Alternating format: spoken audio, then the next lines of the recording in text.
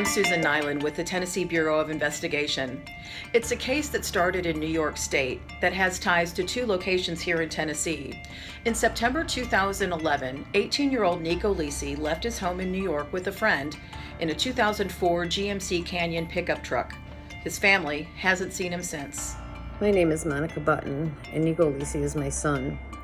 September 30th will mark 9 years that my son has been missing, and I'm certain that my son is no longer alive. Nieko's entire family has been tortured for 9 years and handed this life sentence when we've committed no crime. After the family reported him missing, law enforcement officers in New York began looking into where Nieko might be. A couple years earlier, Nieko lived in Franklin, Tennessee with relatives and attended 11th grade at Franklin High School before moving back to New York. Nieko is believed to have been in the Franklin or Nashville area in late September or early October 2011. His family had communication with him during that time, but he was not seen again. In 2016, the New York State Police investigators and Franklin police detectives found the shell of the truck that Nieko had been driving. It was in a garage in Nashville and had been stripped. The house where the truck was discovered was known at that time in 2011 to often have parties with people attending who were Nieko's age.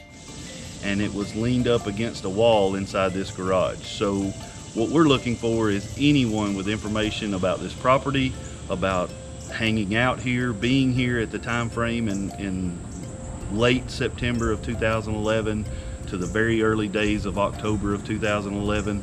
Somebody here knows how that truck got to this property, how this truck was dismantled and put in the condition it was in. Nieko's family remains hopeful that they will learn more about what happened to him once he left New York.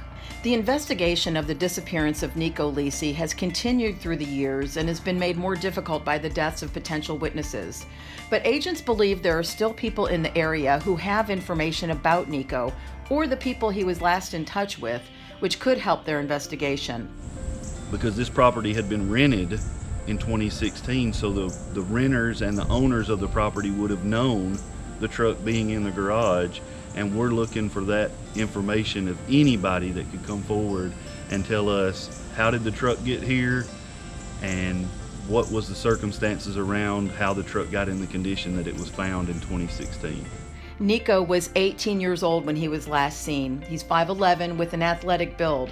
He was wearing a black hooded sweatshirt, red shorts, sneakers, and a crucifix necklace. He has tattoos on his abdomen and arms, including Chinese symbols and a kneeling woman. To those involved or those who may have a piece of information, I say this: please come forward. Please just tell us the location of my son's remains. Imagine your family's anguish if you were the one missing. Imagine the pain that you would endure if your child had disappeared. Do the right thing. Make an anonymous phone call. Send an anonymous note. Contact me on Facebook on the Search for Nieko Lisi Facebook page. Remember my name, Monica Button. I am Nieko Lisi's mom. Please help me bring my son home.